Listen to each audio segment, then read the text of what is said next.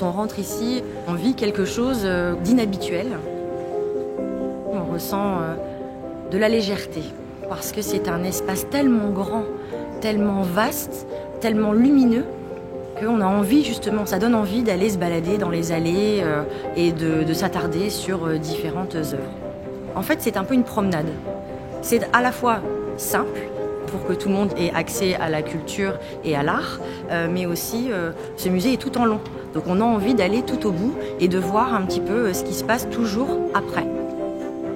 La gratuité en fait de la Galerie du Temps, depuis son ouverture, fait en sorte que tout à chacun peut venir quand il veut, faire une visite, faire une balade.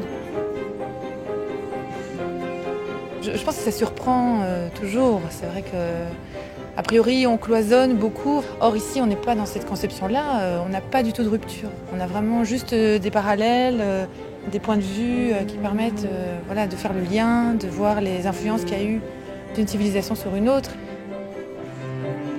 Je viens ici pour la première fois et je trouve ça super dans la mesure où tout est un espace vraiment grand ouvert et où on voit tout le temps du mouvement.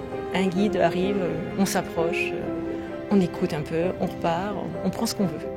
Il n'y a pas de chemin à suivre, on crée son chemin. D'ailleurs, moi j'ai commencé par le fond et je remonte le temps.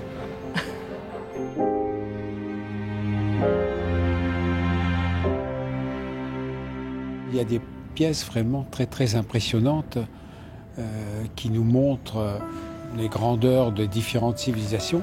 Donc j'ai amené un ami grec et il est très content de redécouvrir une partie de la Grèce, une partie de toutes ces civilisations passées. Et pour une ville comme Lens, accueillir tout ça, c'est formidable.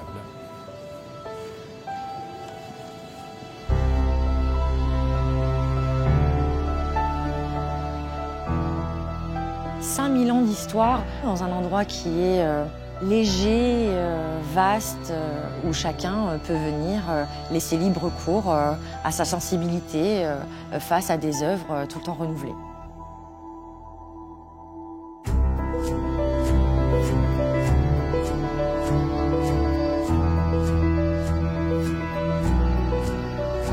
Cette galerie du temps, je pense qu'elle porte bien son nom parce qu'il faut se souvenir aussi de où se trouve en fait ce musée-là. C'est un ancien carré de fosse. Le lieu a déjà une histoire.